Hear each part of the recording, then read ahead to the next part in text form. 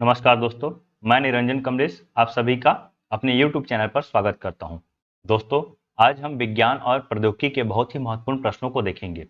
यह MCQ format में होगा दोस्तों, जो कि पिछले एग्जाम में आया हुआ क्वेश्चन है और इसी तरह का क्वेश्चन जो कि बार-बार एग्जाम में आता है, इसी के संदर्भ में आज मैं ये वीडियो बनाया हूँ दोस्तों। यह वीडियो पार्ट 1 है और हम रोज इसी तरह से एक-एक वीडियो देखेंगे, जो आपके आने वाले परीक्षा के लिए बहुत ही इंपॉर्टेंट होगा। तो दोस्तों, यदि आप हमारे चैनल पर नए हैं तो चैनल को सब्सक्राइब कर लीजिएगा। वीडियो पसंद आए तो वीडियो लाइक कर दीजिएगा, क्योंकि इसी तरह का वीडियो आपको और भी आगे मिलता ही रहेगा। तो चलिए बिना विलंब किए शुरू करते हैं। देखिए पहला क्वेश्चन, राइबोसोम की मुख्य गतिविधि है। आपको पता होगा साइंस में इस तरह का क्वेश्चन आता ही रहता है दोस्तों। तो मैं यहाँ पे क्वेश्चन भी दिया हूँ और साथ ही साथ इसका एक्सप्लेनेशन भी दिया हूँ, साथ ही साथ चित्र को भी रखा हूँ। तो इससे क्या होगा, आपका अंडरस्टैंडिंग जो है और एक कदम आगे बढ़ेगा। तो देखिए, राइबोसोम की मुख्य गतिविधि है, तो इसका जो सही उत्तर है ऑप्शन नंबर सी, प्रोटीन का संश्लेषण करना। यदि आपको इसका उत्तर पता है दोस्तों, तो आप इसका उत्तर कमेंट बॉक्स में दे सकते हैं, ठीक है।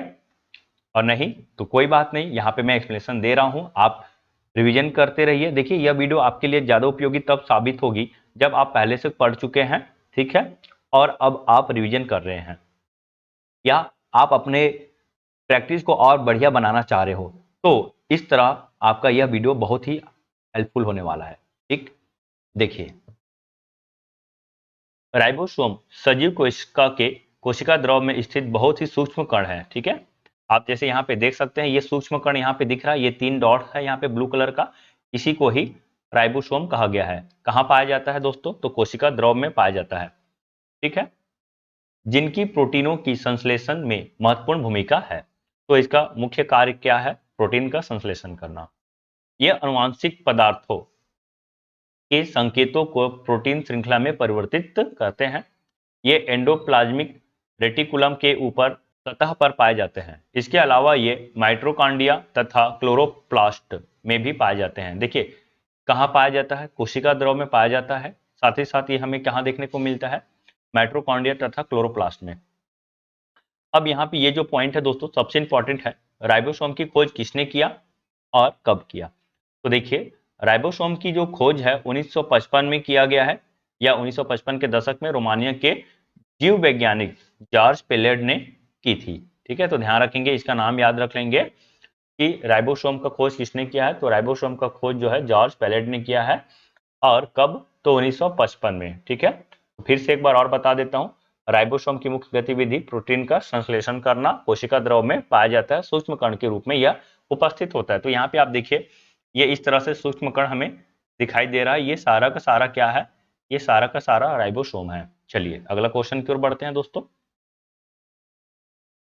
देखिए, डैश में श्लेष द्रव पाया जाता है। आपको बताना है कि श्लेष द्रव पाया जाता है कहाँ, मांसपेशी, गुर्दा, जिगर, जोड़।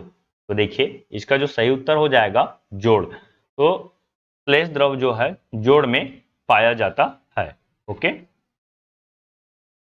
देखिए, श्लेष द्रव एक गाढ़ा द्रव है जो कि थोड़ी सी मात्रा में जोड़ों में पाया जाता है, थोड़ी सी मात्रा में जोड़ों में पाया जाता है।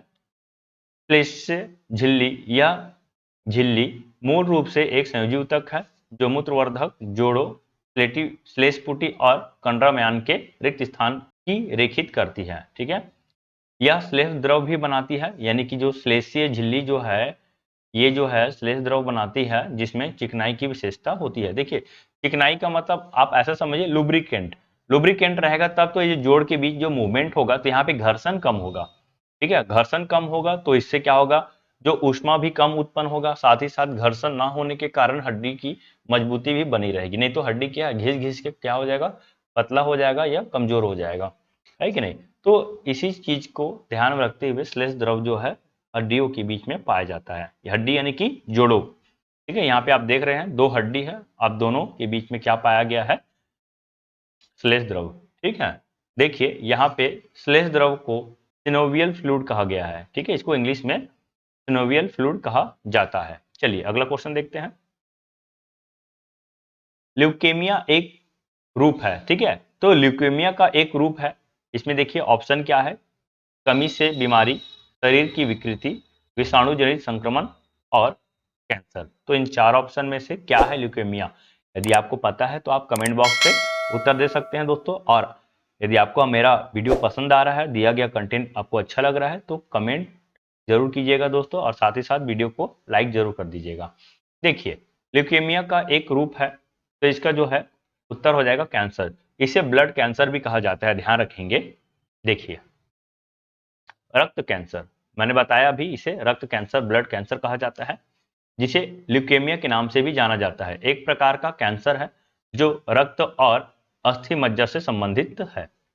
ल्यूकेमिया डब्ल्यूबीसी के कैंसर से संबंधित है, ध्यान रखेंगे। डब्ल्यूबीसी यानी कि व्हाइट ब्लड सेल्स के कैंसर से संबंधित है, और शायद ही कभी लाल रक्त कोशिकाओं और समय पूर्व प्लेटलेट से जुड़े हुए होते हैं। यह किसी भी उम्र के व्यक्ति को प्रभावित कर सकता है। ल्यूकेमिया 2 प्रकार के होते हैं, तीव्र और पुरानी ल्यूकेमिया।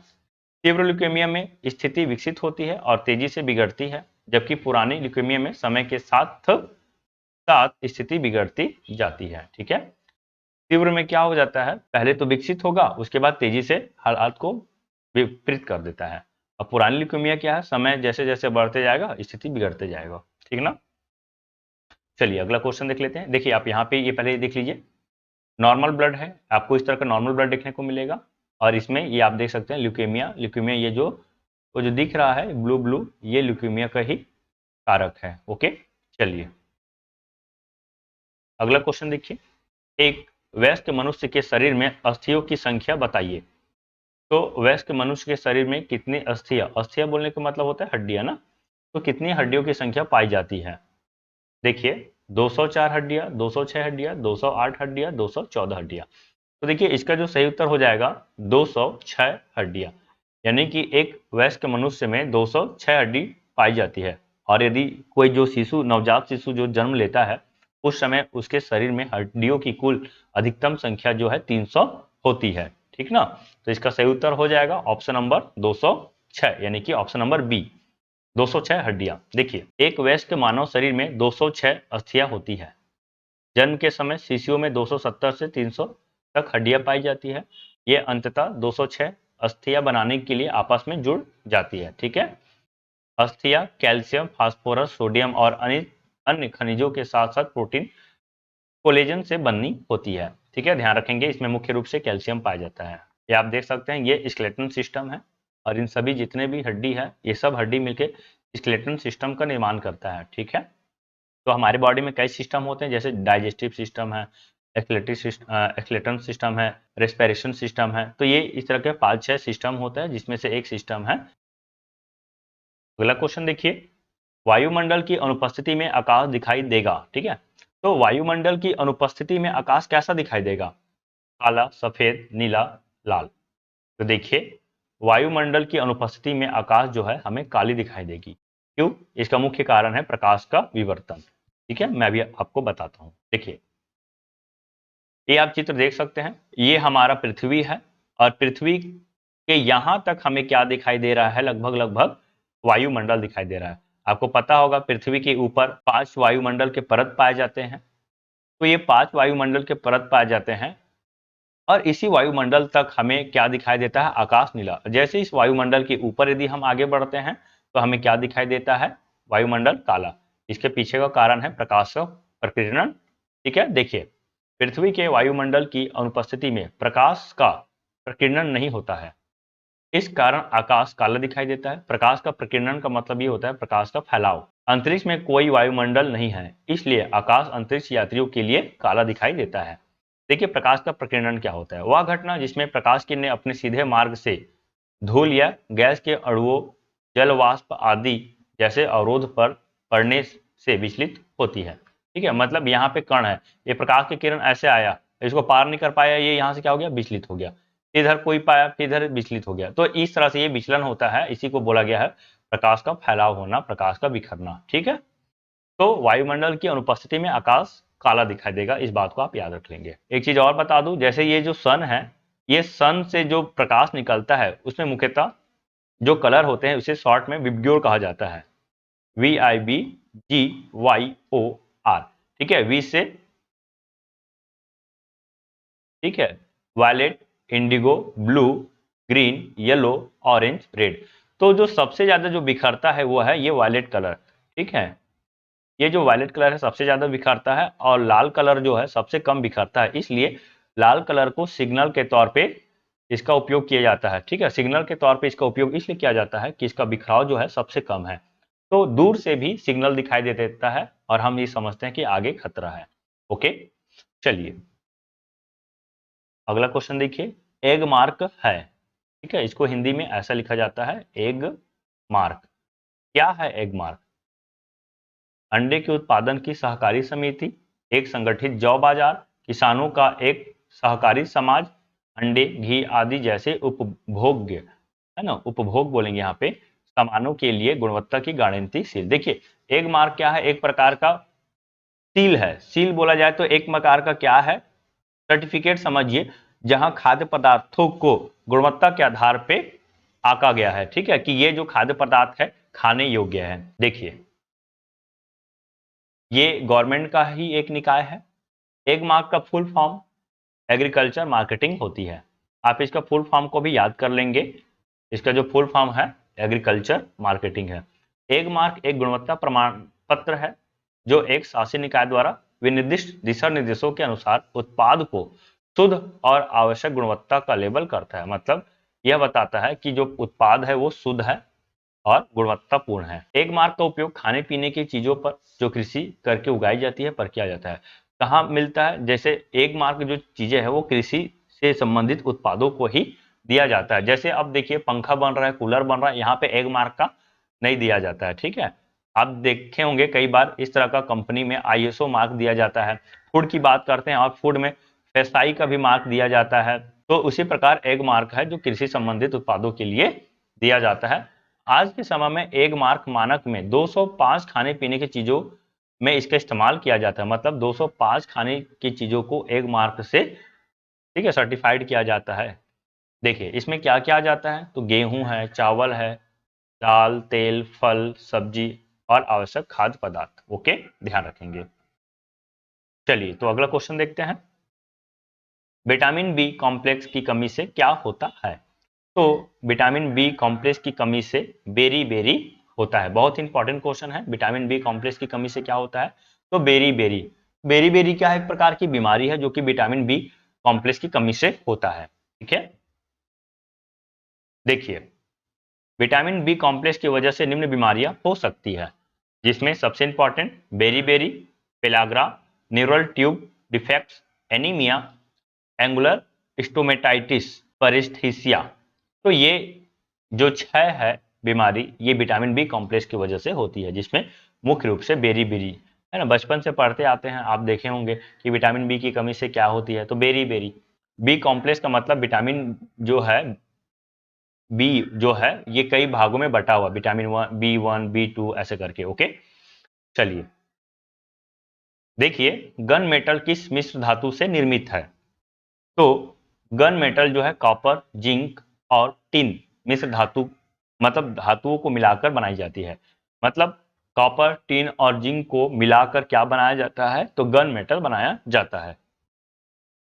देखिए ये चित्र आप देख सकते हैं, गन मेटल है, गन मेटल से बनाया हुआ ये इक्विपमेंट है। ओके, गन मेटल जिसे लाल पीतल के रूप से भी जाना जाता है। क्या बोला जाता है इसे? लाल पीतल। ओके, एक प्रकार का कांस्य से होता है। तो देखिए जो गन मेटल है ये तांबा, टिन और जस्टा का मिश्र धातु होता है। कॉपर यानी कि तांबा, इसको हिंदी में तांबा बोलते हैं।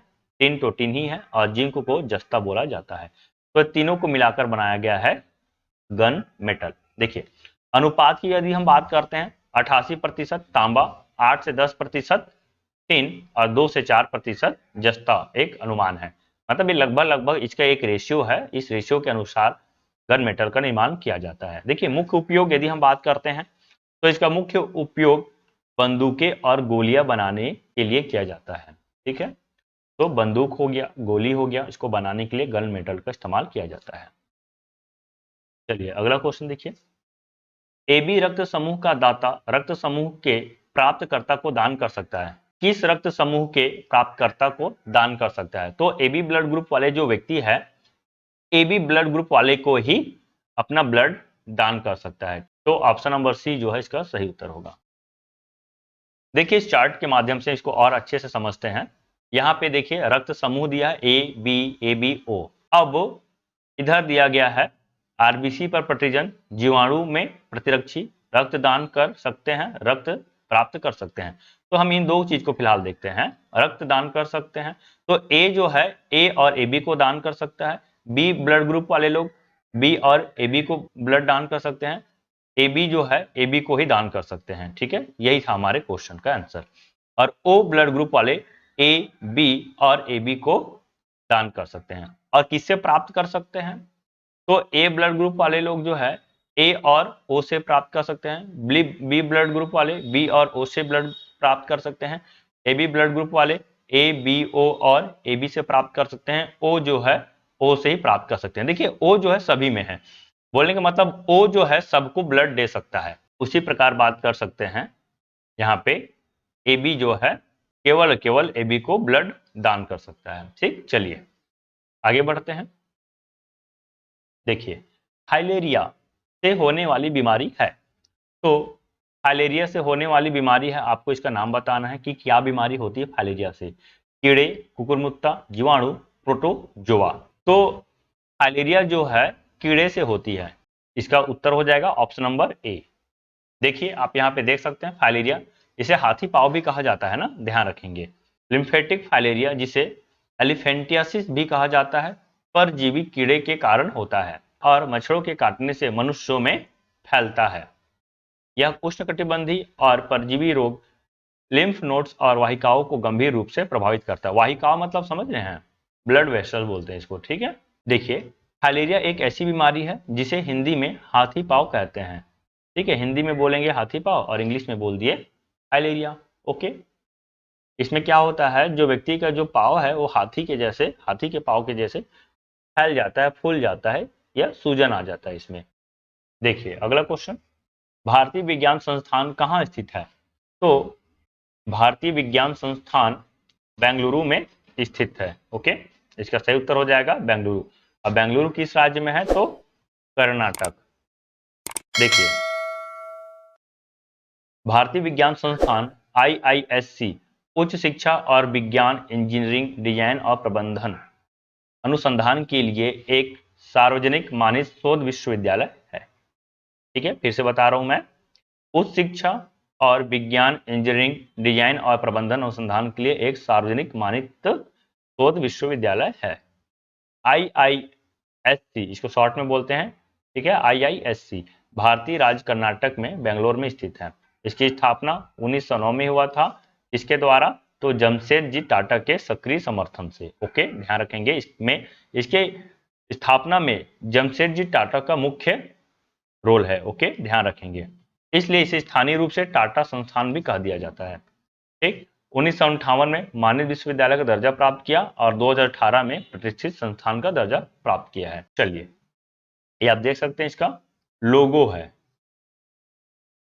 अगला क्वेश्चन देखिए, सोडियम जिंक का सूत्र क्या है? तो सोडियम जिंक का सूत्र क्या है? तो इसका सही उत्तर हो जाएगा option number B, Na2ZnO2। Okay, देखिए सोडियम जिंकेट का रासायनिक सूत्र Na2ZnO2 है। इसे ऐसा लिखा जाएगा Na2ZnO2। ओके, ध्यान रखेंगे, इसमें जो Na2 है ये धन आयन होगा और ये जो है ऋण आयन होगा। ठीक है, तो इसको भी आप ध्यान रखेंगे, यहाँ पे ये ऐसे -2 हो जाएगा। चलिए अगला क्वेश्चन देखिए, केयर्न्स इंडिया के उत्पाद के लिए जाना जाता है। केयर्न्स इंडिया के उत्पाद के लिए जाना जाता है दूध के उत्पाद, सूचना प्रौद्योगिकी से संबंधित उत्पाद, पेट्रोलियम गैस तेल, अनुवांशिक रूप से संशोधित कपास। देखिए इसका जो सही उत्तर हो जाएगा वो है option number C, petroleum gas तेल। ओके, देखिए ये आप देख सकते हैं यहाँ पे चित्र के माध्यम से भी, केयर्न्स एनर्जी कंपनी तेल उद्योग से संबंधित है। किससे संबंधित है? तो तेल उद्योग से। ठीक है, कहाँ का है ये? तो इसमें राजस्थान का तेल क्षेत्र भी शामिल है। कंपनी 2011 में भारतीय इकाई में अपना अधिकांश हिस्सेदारी वेदांता को बेच दी थी। तो आप इसको याद रखेंगे बस। देखिए आप ज्योग्राफी देख रहे हैं, ज्योग्राफी में उद्योग से संबंधित क्वेश्चन आता है, मिनरल से संबंधित क्वेश्चन आता है। ठीक है, और वो साइंस का भी एक हिस्सा भी बनता है कहीं ना कहीं। चलिए तो अगला क्वेश्चन देखते हैं। प्रकाश वर्ष है, तो क्या होता है प्रकाश वर्ष? तो एक वर्ष में प्रकाश द्वारा तय की गई दूरी को प्रकाश वर्ष कहते हैं। अब प्रकाश वर्ष का उपयोग क्यों करते हैं? तो दो ग्रहों के बीच की दूरी को ज्ञात करने के लिए प्रकाश वर्ष का उपयोग करते हैं। प्रकाश वर्ष जो कि लंबाई का ही एक यूनिट है। देखिए प्रकाश वर्ष, इसका प्रयोग ब्रह्मांड में दूरियों को मापने के लिए किया जाता है। यह एक पृथ्वी वर्ष में प्रकाश की किरण द्वारा तय की गई दूरी होती है। यह लगभग 6 ट्रिलियन मील होती है। ठीक है, जो पूरे ब्रह्मांड में प्रकाश की चाल नियत अर्थात 3 इंटू 10⁸, इसको ऐसे याद रखेंगे 3 इंटू 10⁸ मीटर पर सेकेंड होती है। देखिए प्रकाश का चाल कितना होता है? प्रकाश का चाल होता है 3 इंटू 10⁸ मीटर पर सेकेंड। चलिए तो अगला क्वेश्चन देखते हैं। कांस्य एक मिश्र धातु है, यह घटक है। तो कांस्य जो है इसका घटक है, तो यह है कॉपर, जिंक और टिन। ध्यान रखेंगे जो कांस्य बनता है कॉपर, जिंक और टिन के मिश्र धातु से बनता है। देखिए आप देख सकते हैं यहाँ पे कांसा एक मिश्र धातु है जो तांबे और जस्ते और या अथवा तांबे और टिन के योग से बनाई जाती है।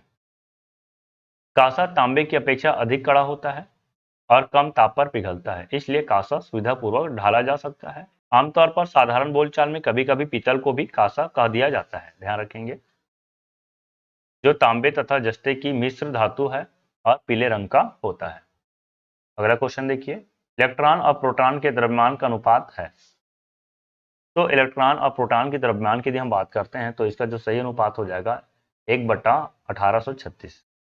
ठीक है, देखिए इलेक्ट्रॉन जो है प्रोटॉन से 1/1837 गुणा हल्का होता है, इसलिए इसका द्रव्यमान अनुपात जो है 1/1837 हो। अगला क्वेश्चन देखिए, यदि एक साधारण पेंडुलम की लंबाई दोगुनी है तो इसकी आवृत्ति होगी। तो साधारण पेंडुलम की यदि हम लंबाई को दोगुनी करते हैं तो इसकी जो आवृत्ति जो है ना ये कम हो जाती है। देखिए इसको जो है हम इस फॉर्मूला से समझ सकते हैं। यहाँ पे टी क्या है? आवर्तकाल है, एल लंबाई है और जी गुरुत्वाकर्षण त्वरण है। तो जो टी होता है यहाँ पे 1/म्यू के बराबर होता है और यही जो है आवृत्ति है। ठीक है, म्यू को क्या बोलते हैं? आवृत्ति, जो कि रेसिप्रोकल होता है समय का। तो देखिए जैसे जैसे लंबाई बढ़ेगा तो म्यू में क्या होगा? कमी होगा। क्यों कमी होगा? क्योंकि ये इसके अनुपात में, देखिए इसका संबंध देखिए, मैं यहाँ पे टी के जगह पे 1/म्यू रख दिया। अब यहाँ पे मैं रखता हूँ √L और जी या यू कहा जाए, इन सबको मैं हटा देता हूँ। तो क्या देख रहे हैं? लंबाई बढ़ेगा तो आवृत्ति क्या है? आवृत्ति भी जो है कम होगा। तो जैसे जैसे लंबाई बढ़ेगा आवृत्ति क्या होगा? कम होगा। तो इस फॉर्मूला से हम यहाँ पे समझ सकते हैं। ये आप देख सकते हैं यहाँ पे पेंडुलम का ही चित्र है। ओके चलिए आगे देखते हैं। निषेचित अंडे के आरोपण के दौरान गर्भाशय द्वारा निम्नलिखित में से किस हार्मोन को तैयार किया जाता है? किस हार्मोन को तैयार किया जाता है? तो इसका जो सही उत्तर हो जाएगा एस्ट्रोजन। देखिए आमतौर पर एस्ट्रोजन महिलाओं में प्लेसेंटा और ओवरी में बनता है। ठीक है, कहाँ बनता है एस्ट्रोजन? प्लेसेंटा और ओवरी। ठीक है, ये आप देख सकते हैं, ये ओवरी का ही चित्र है यहाँ पे। तो एस्ट्रोजन का सबसे महत्वपूर्ण रूप महिला के शरीर से बनने वाला एड्रियोल है। यहाँ तक कि शिशु के विकास के लिए इसे सबसे जरूरी हार्मोन कहा जा सकता है। यह हार्मोन महिलाओं को कंसीव करने में मदद करता है और उसके बाद मिसकैरेज से बचाने में अहम भूमिका निभाता है। मिसकैरेज समझते हैं? जैसे अंडे का निषेचन होता है, निषेचन होने के बाद क्या होता है? भ्रूण विकसित होता है, लेकिन वही भ्रूण विकसित होकर एक मानव का निर्माण करता है, लेकिन मानव के निर्माण होने से पहले यदि वो खराब हो जाता है तो उसे बोला जाता है मिसकैरेज। ओके, ध्यान रखेंगे। उच्च ऊंचाई पर लाल रक्त कोशिकाएं, ठीक है, आकार में बढ़ना, आकार में कमी होना वैसे ही रहता है, इनमें से कोई भी नहीं। तो देखिए उच्च ऊंचाई पर लाल रक्त कोशिकाओं की संख्या जो है ना बढ़ जाती है, तो इसका हो जाएगा आकार में बढ़ना। ठीक है, या संख्या बढ़ना या आकार में बढ़ना। देखिए यहाँ पे आप देख सकते हैं लाल रक्त कणिका को। हीमोग्लोबिन लाल रक्त कोशिकाओं के अंदर प्रोटीन है जो ऑक्सीजन को वहन करता है। लाल रक्त कोशिकाएं आपके शरीर से कार्बन डाइऑक्साइड को निकालती भी है, श्वास छोड़ने के लिए इसे आपके फेफड़ों तक पहुंचाती है। उच्च ऊंचाई में शरीर कम हवा और कम ऑक्सीजन की उपलब्धता के कारण सापेक्ष हाइपोक्सिया की स्थिति में होता है। इस प्रकार एरिथ्रोपोइटिन को लगातार स्रावित किया जाता है और लाल रक्त कोशिकाओं की संख्या बढ़ जाती है। ठीक है, तो ये था इंपॉर्टेंट क्वेश्चन आज का। तो दोस्तों, वीडियो आपको पसंद आया तो वीडियो को लाइक कर दीजिएगा, चैनल पर नए हैं तो चैनल को सब्सक्राइब कीजिए और इसी तरह हमको मोटिवेट करते रहिए ताकि हम भी आपके लिए अच्छे अच्छे वीडियो बनाकर लाते रहें। तो मिलते हैं एक नई वीडियो के साथ, तब तक के लिए बाय बाय। वीडियो सुनने के लिए धन्यवाद।